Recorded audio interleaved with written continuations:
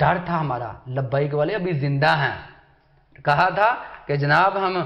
جو ہے نا ان کے ساتھ جو ہے نا وہ ہمارا معاہدہ جو ہے نا وہ تصحیح ہو گئی ہے، یہ ہم 20 اپریل کو، لیکن ہمیں 20 اپریل بھی بھولا نہیں ہے، وہ ہمیں یاد ہے، وہ ہمیں یاد ہے۔ صحیح ہے، جیسے آپ نے کہا کہ 20 اپریل وہ بھی آ جائے گی، 16 فروری سے پہلے بھی پوسٹر پورے پاکستان میں موجود تھے، فلیکسز تھیں، چاول جاکنگ تھی، سب کچھ چل رہا تھا سوشل میڈیا پہ بھی، گروپس میں بھی۔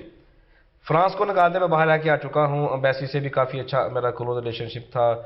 سوشل کلب سے بھی، جو عمان کی کمیونٹی تھی وہاں پہ بھی میرا اچھا خاصا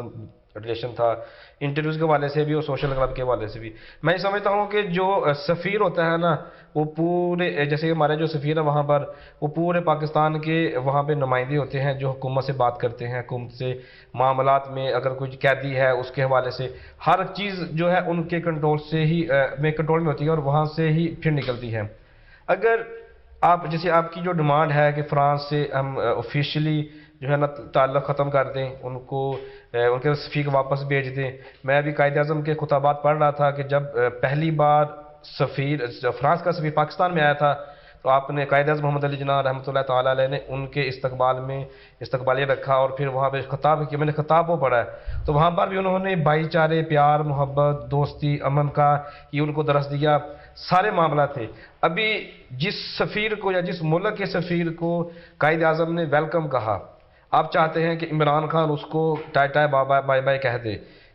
وہ ایک سفارت خانہ الگ، سفارتی نظام الگ، وہاں پر جو اتنے پاکستانی وہاں پر جو کام کر رہے ہیں، جو کاروباری ہیں، جو جہاں پہ جاب کر رہے ہیں، ان کا جب جہاں سے آفیشلی جائے گا اگر انہوں نے وہاں سے پاکستانی نکال دیے تو پھر کیا ان ہوگا؟ کا مستقبل کیا ہوگا؟ کیا ہوگا؟ ہاں، یہ آپ کا کویشچن بڑا امپورٹنٹ ہے۔ تو اس میں سب سے بڑی بات ہے کہ محمد سے وفا تو نے تو ہم تیرے ہیں، یہ ہر وہاں پہ تو عیسائی بھی ہوں گے نا، یہ جہاں چیز ہے کیا سب لوح و قلم تیرے جی ہیں۔ جی بالکل۔ ایک دفعہ نبی پاک صلی اللہ علیہ وسلم کی محبت میں آ کر تو دیکھیں، اگر راہیں نہ کھل گئی تو پھر کہنا۔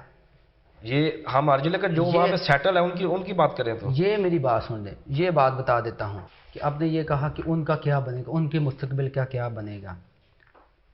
جس نے دیا نا، آپ کو پتا ہے کہ پتھر میں بھی جو کیڑا ہے نا اس کو بھی اللہ تعالیٰ کی ذات نہیں دینا ہے۔ اللہ تعالیٰ کی ذات جو ہے نا وہ نبی پاک صلی اللہ علیہ وآلہ وسلم سے بہت محبت کرتی ہے۔ اگر ہم ان سے محبت کریں گے نا تو انشاءاللہ العزیز سب کچھ ملے گا، انشاءاللہ سب کچھ ملے گا۔